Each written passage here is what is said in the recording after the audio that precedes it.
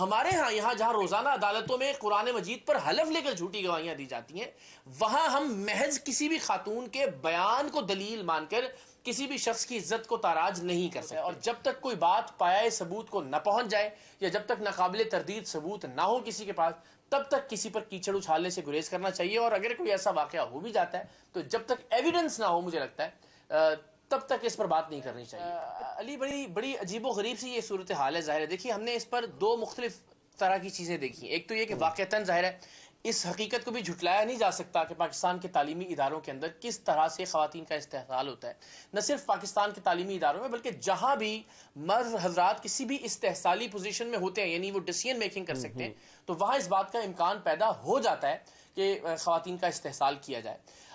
میں آپ کو ایک اور مثال دیتا ہوں. ہم نے گومل یونیورسٹی ڈیرہ اسماعیل خان، اس کا ایک پروگرام ریکارڈ کیا.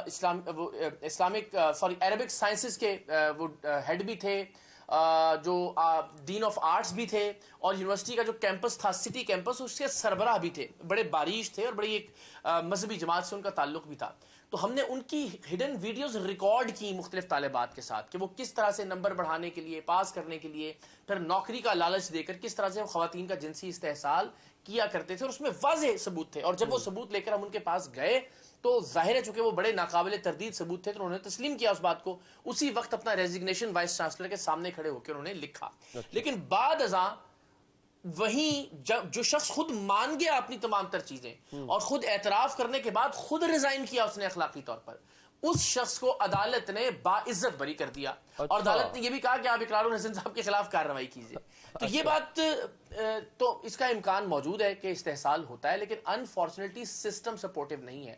لیکن ساتھ ہی ساتھ دیکھیے، اس بات کو بھی ہمیں ملحوظ نظر رکھنا ہوگا کہ آپ کسی بھی خاتون کو بھی یہ اجازت نہیں دے سکتے کہ وہ بغیر کسی ثبوت کے، بغیر کسی چیز کے، کسی بھی شخص کی جہاں خواتین کی عزت مقدم ہے، ان کا احترام لازم ہے، وہیں پر مرد حضرات کے لیے بھی جب تک کوئی ایویڈنس نہ ہو، مجھے یہ لگتا ہے کہ تب تک شاید کوئی بات نہیں کی جانی چاہیے. دیکھیے ہوتا کیوں ہے یہ جو سارا معاملہ ہے نا جنسی ہراسانی کا اور me too and all that, یہ ہم نے جس معاشرے سے مستعار لیا ہے، یہ سارا کچھ اس معاشرے کے اندر اگر کوئی 22 سال بعد بھی کھڑی ہو کے کوئی خاتون یا مرد یہ کہتا ہے کہ جی فلاں نے مجھے جنسی طور پر ہراساں کیا تھا یا جنسی طور پر میرا استحصال کیا تھا، تو اس معاشرے میں اس بات کی ویلیو اس لیے ہوتی ہے کہ وہاں جھوٹ کا امکان نہ ہونے کے برابر ہے، یا ان معاشروں میں جھوٹ تقریباً نہ ہونے کے برابر بولا جاتا ہے.